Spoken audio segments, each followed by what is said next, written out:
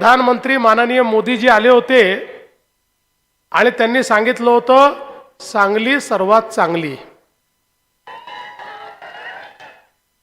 आणि म्हणून मी ठरवलं की महायुतीच्या प्रचाराचा शुभारंभ तर संध्याकाळी आहे मुंबईमध्ये, पण भारतीय जनता पक्षाच्या प्रचाराचा शुभारंभ कुठून करायचा। तर या ठिकाणी आपण निर्णय केला की सांगलीपासून ही सुरुवात करायची। आणि मला अतिशय आनंद आहे की आज आपल्या सर्वांमध्ये मी या ठिकाणी उपस्थित आहे। मागील वेळेसही मी सांगलीमध्ये आलो होतो। महानगरपालिकेच्या निमित्ताने काही आश्वासनं देखील दिली होती। आपल्या सर्वांना विनंती केली होती की अनेक वर्ष अनेक लोकांच्या हाती तुम्ही महानगरपालिका दिली, एकदा आमच्या हाती तुम्ही देऊन बघा, आम्ही निश्चितपणे विकास करून दाखवू। आणि आपल्या सगळ्यांच्या आशीर्वादाने त्यावेळी महानगरपालिकेची सूत्र ही भारतीय जनता पक्षाच्या हातामध्ये आली। आणि मला सांगताना आनंद वाटतो की जी जी आश्वासनं आपण दिली होती ती आश्वासन पूर्ण करण्याचा प्रयत्न हा निश्चितपणे आपण केलाय। खरं तर आपण बघा की ज्यावेळी सांगली आणि कोल्हापूरमध्ये महापूर आला आणि या महापुरानंतर ज्यावेळी इथली परिस्थिती मी बघितली त्याच वेळी मी ठरवलं की या दोन शहरांची रचना अशी आहे तिथे वारंवार महापूर येऊन इथल्या जनजीवनावर त्याचा परिणाम होतच राहणार आहे। आणि म्हणून याचा काहीतरी परमनंट उपाय काढणं हे अत्यंत महत्त्वाचं आहे।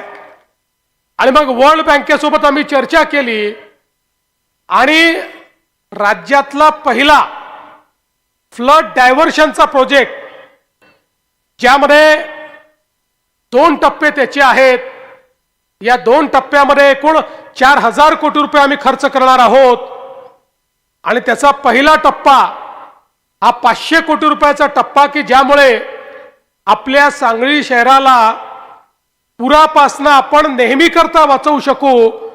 त्याला आपण केवळ मान्यताच दिली नाही तर आता त्याचं काम देखील आपण सुरू करतोय।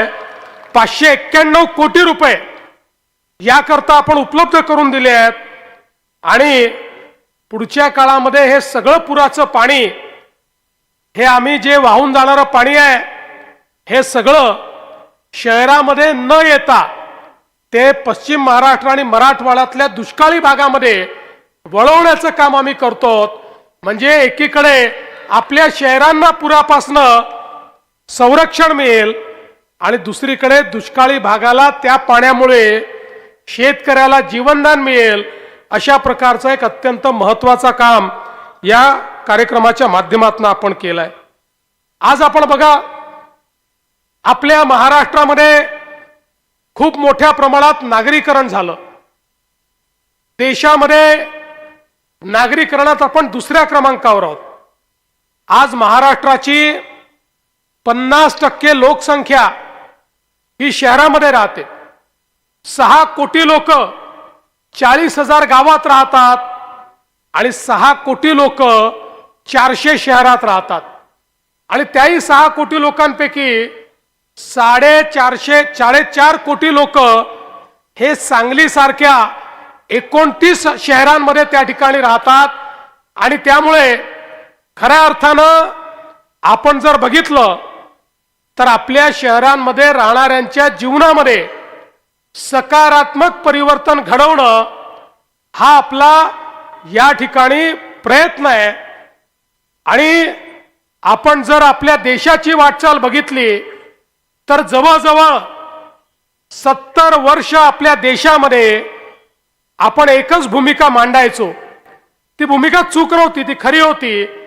भूमिका आपली होती भारत हा गावामध्ये राहतो, गावाचा विकास म्हणजे देशाचा विकास। पण ही भूमिका मांडता मांडता आपण हे विसरलो की भारतामध्ये शहरं देखील आहेत, शहरातील लोक राहतात त्यांच्याही मूलभूत सोयी केल्या पाहिजेत. अन्न वस्त्र निवारा शिक्षण आरोग्य रोजगार याकरता गावातनं लोक शहरात येत आहेत. शहराच्या गरजा वाढतायत. शहरामध्ये लोक आले की त्यांना राहायला जागा मिळत नाही. मग अतिक्रमण होतात, झोपडपट्ट्या तयार होतात. ज्याला बिचाराला जिथे जागा मिळेल तो तिथे बसतो. पिण्याच्या पाण्याचे प्रश्न निर्माण होतात. घनकचऱ्याच्या व्यवस्थापनाचे प्रश्न निर्माण होतात. पर्यावरणाचे प्रश्न निर्माण होतात.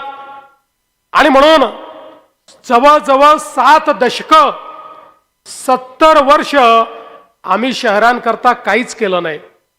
पण या देशामध्ये माननीय नरेंद्र मोदीजींचं सरकार आल्यानंतर मोदीजींनी सांगितलं, शहरीकरणाला अभिशाप समजू नका, शहरीकरणाला संधी समजा. शहरीकरण थांबणार नाहीये. या ठिकाणी शिक्षण आणि आरोग्याच्या सोयी, रोजगाराच्या सोयी या शहरांमध्ये आहेत. त्यामुळे गावाकडनं लोक शहरात येतील. शहरांमध्ये व्यवस्था उभ्या करा. येणाऱ्या लोकांकरता, गरिबांकरता, मध्यमवर्गीयांकरता त्या ठिकाणी सुखसोयी तयार करा. आणि म्हणून या देशामध्ये मोदीजींनी सांगितलं, देशाचा 65% GDP हा शहरामध्ये तयार होतो. वस्तू सेवांची निर्मिती, रोजगाराची निर्मिती ही शहरामध्ये तयार होते. आणि म्हणून आपण शहरातल्या गरिबांना आणि मध्यमवर्गीयांना जर त्यांचं जीवनमान उंचावेल अशा प्रकारच्या व्यवस्था उभ्या केल्या तर आपली शहरं हीच पुढच्या काळामध्ये विकासाची केंद्र बनतील. आणि म्हणून पहिल्यांदा माननीय मोदीजींनी देशामध्ये शहराच्या विकासाकरता योजना उभ्या केल्या. मग त्या ठिकाणी खऱ्या अर्थानं स्मार्ट सिटीची योजना असेल, अमृत शहरांची योजना असेल, प्रधानमंत्री आवास योजना शहरी असेल, स्वच्छ भारत योजना शहरी असेल, अशा वेगवेगळ्या योजनांच्या माध्यमातून मोदीजींनी मोठ्या प्रमाणात शहरांना पैसे देणं सुरू केलं. लाखो कोटी रुपये आता शहरांकरता या ठिकाणी उपलब्ध व्हायला लागले. एकट्या महाराष्ट्राचा विचार केला तर जवळजवळ 30-35 हजार कोटी रुपये हे मोदीजींनी आपल्या महाराष्ट्राकरता, मग पिण्याच्या पाण्याच्या योजना असो, शहरामध्ये भुयारी गटाराच्या योजना असो, शहरामधलं घनकचऱ्याचं व्यवस्थापन असो, शहरातल्या गरिबाला घर देण्याचा विषय असो, या सगळ्या गोष्टींकरता आपल्याला उपलब्ध करून दिल्या. आणि महाराष्ट्रातली शहरं ही बदलायला लागली. आज आपण बघा, पिण्याच्या पाण्याच्या इतक्या समस्या शहरांमध्ये निर्माण झाल्या.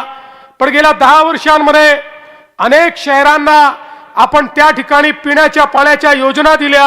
आणि आता तर आपल्या शहराची देखील जी काही वाढती गरज आहे ही गरज लक्षात घेऊन त्या ठिकाणी वारणा उद्भव योजना आपण तयार केली आहे. जवळपास 454 कोटी रुपये या योजनेला लागणार आहेत. आता योजना आमच्याकडे मान्यतेला येते आहे. काळजी करू नका. सांगलीतल्या प्रत्येक घरामध्ये नळ उघडल्यानंतर पिण्याचं पाणी पोचलं पाहिजे. याकरता या योजनेलाही मान्यता ही त्या ठिकाणी देण्यात येईल. एवढंच नाही तर आता महानगरपालिकेची इमारत देखील इतकी जुनी झाली आहे की या इमारतीमध्ये खऱ्या अर्थानं एक आधुनिक शहर कसं तयार करायचं हा प्रश्न आहे. आणि म्हणून सांगली महानगरपालिकेवर आपल्या आशीर्वादानं आपला झेंडा लागला की पहिल्यांदा महानगरपालिकेला नवीन इमारत देखील आपण त्या ठिकाणी देऊ.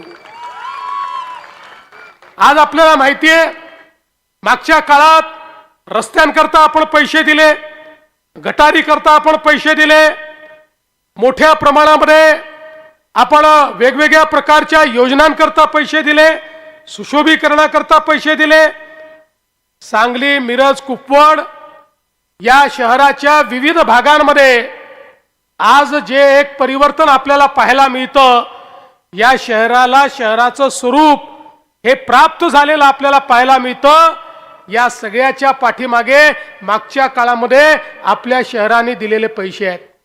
आणि म्हणून मगाशी आमदार साहेब, दोन्ही आमदार असं म्हणत होते की मागच्या वेळी तुम्ही सांगितलं आणि पैसे दिले, आता देखील तुम्ही घोषणा करा. मी घोषणा एवढीच करण्याकरता आलो आहे, तुम्ही महानगरपालिका निवडून आणा, तुम्हाला कुठल्याच कामामध्ये पैशाची कमतरता राहणार नाही. हे शहर आपल्याला आधुनिक शहर तयार करायचं आहे. या शहरामध्ये मूलभूत सोयी ज्या आहेत, आपल्या इथलं संपूर्ण सांडपाणी हे नदी नाल्यामध्ये न जाता त्या ठिकाणी खऱ्या अर्थानं प्रक्रिया होऊन ते जे पाणी आहे त्याच्या एसटीपीच्या माध्यमातून त्या पाण्यामधलं त्यातली विष्ठा दूर करून आणि त्यातलं शुद्ध झालेलं पाणी हेच आपल्या नदी नाल्यांमध्ये आणि विहिरींमध्ये गेलं पाहिजे. या दृष्टीनं आपल्याला पुढच्या काळात कारवाई करायची आहे. घनकचऱ्याचा एक प्रकल्प आपण केलाय, पण 100% आपला घनकचरा जो आहे या घनकचऱ्यावर प्रक्रिया करून त्या माध्यमातून आपल्याला खत निर्मिती करायची आहे. त्यातनं आपल्याला पेलेट्सची निर्मिती करायची आहे. कोळशासारखे पेलेट्स, जे पेलेट्स खऱ्या अर्थानं मोठ्या प्रमाणात आपल्या वीज निर्मिती करता लागतात, ते आपल्या घनकचऱ्यापासून आपल्याला तयार करायचे आहेत. सांगली शहर हे स्वच्छ शहर असलं पाहिजे, या दृष्टीनं आपल्याला मोठ्या प्रमाणात काम करायचं आहे. आणि एवढंच नाही तर आता इथे आपली स्वप्न संपत नाही. मूलभूत गरजा ज्या आहेत त्या तर पूर्ण करायच्याच आहेत, पण पुढच्या काळामध्ये सांगलीच्या या क्षेत्रामध्ये आमची जी मुलं सातत्याने पुण्यामध्ये IT इंडस्ट्रीमध्ये जातात, आम्हाला IT इंडस्ट्री सांगलीमध्ये कशी आणता येईल याचाही प्रयत्न हा येत्या काळामध्ये आपल्याला करायचा आहे. आणि खऱ्या अर्थानं इतके वर्ष कौलापूरला आपण जागा घेऊन ठेवली, पण तिथे विमानतळाचा थांगपत्ता नाही. अनेक वर्षापासून आपली मागणी होती. मध्यंतरीच्या काळामध्ये दादा आले, आपले सगळे आमदार आले, सगळ्यांनी सांगितलं तुम्ही सगळीकडे एअरपोर्ट करताय, आमच्या सांगलीनं काय घोडं मारलं, आमच्या सांगलीला काय एअरपोर्ट होत नाही. तात्काळ आदेश दिले आणि आपल्या कौलापूरला एअरपोर्ट तयार करण्याकरता प्री फिजिबिलिटी स्टडी करता आपण कन्सल्टंट हा त्या ठिकाणी मांडलेला आहे. आणि लवकरच त्या कन्सल्टंटकडनं रिपोर्ट घेऊन, मला विश्वास आहे काही कमी पडलं तर थोडी बहुत जागा आम्हाला मिळवून द्या. एखाद्या वेळेस जागा थोडी कमी करू शकते बाबा, त्यामुळे थोडी जागा आम्हाला या ठिकाणी मिळावी आणि आपण एक चांगलं एअरपोर्ट देखील सांगलीला कसं तयार करता येईल हा आपला प्रयत्न असेल. एअरपोर्ट असो, ट्रक टर्मिनस असो, नवनवीन ज्या गोष्टी या ठिकाणी करण्याची आवश्यकता आहे त्या सगळ्या गोष्टी आपल्याला करायच्या आहेत. आणि खरं म्हणजे आमचं मिरजचं क्षेत्र आहे, आमचं सगळं ह्या जो महानगरपालिकेचं क्षेत्र आहे, या ठिकाणी म्युझिक हेरिटेज पार्क असेल, या ठिकाणी वाद्यांच्या संदर्भात ही सगळी जी काही आपली संकल्पना आहे ती संकल्पना इन्स्ट्रुमेंट म्युझियमच्या माध्यमातून आपल्याला कशी अस्तित्वात आणता येईल याचा देखील प्रयत्न हा आपल्याला निश्चितपणे करायचा आहे. आणि मला विश्वास आहे की या माध्यमातून आपण मागच्या काळात जे काही प्रकल्प या ठिकाणी दिले, मग पाणी पुरवठा योजनेचे 105 कोटी रुपये असतील, घनकचरा व्यवस्थापनाचे 79 कोटी आपण दिले, शाहू विकास मार्गाकरता 15 कोटी दिले, काळीखंड विद्युत रोषणाई करता 3 कोटी रुपये या ठिकाणी आपण मागच्या काळामध्ये दिले. आणि यासोबत आता ज्या प्रकल्पांची अंमलबजावणी होती आहे, मलनिस्सारण प्रकल्प 253 कोटीचा आपण मान्य केला, नवीन LED दिव्यांकरता 60 कोटी रुपये आपण त्या ठिकाणी दिले. वेगवेगळ्या प्रकारचा आता मी या ठिकाणी सांगत बसलो तर त्याला खूप वेळ जाईल. माझ्याकडे 4 पानं या ठिकाणी केलेल्या कामांच्या संदर्भात आहे, पण मी तुम्हाला एवढंच आश्वासित करण्याकरता आलो आहे, आमचं विजन हे केवळ वर्ष 2 वर्षाचं विजन नाही आहे. आपली सगळी शहरं ही आधुनिक झाली पाहिजेत. आज आपल्याला माननीय देशाचे प्रधानमंत्री यांनी प्रधानमंत्री आवास योजनेतनं शहरांकरता मोठ्या प्रमाणात घरं बांधणी करता पैसे दिलेले आहेत. पण आमच्या असं लक्षात आलं की शहरामध्ये घर बांधणी करण्याकरता ज्यावेळेस आपण पैसा देऊ इच्छितो त्या विशेषतः झोपडपट्टी असेल, अतिक्रमित भाग असेल, या भागामध्ये लोकांजवळ मालकी हक्काचे पट्टे नाही आहेत. आणि ते पट्टे नसल्यामुळे मोदीजींनी दिलेले पैसे त्यांना आम्हाला देता येत नाही. आणि म्हणून 2 महिन्यापूर्वी आपण निर्णय घेतला आणि या सगळ्या शहरांमधले जेवढे झोपडपट्टीचे भाग आहेत, जेवढ्या लोकांचे रहिवासी अतिक्रमण आहेत या सगळ्यांना नियमित करून त्यांना मालकी हक्काचा पट्टाही आपण देणार आहोत आणि त्याच्यासोबत ज्याचं कच्चं घर आहे त्याला पक्क घर बांधण्याकरता देखील पैसा देण्याचा निर्णय आपण केलेला आहे।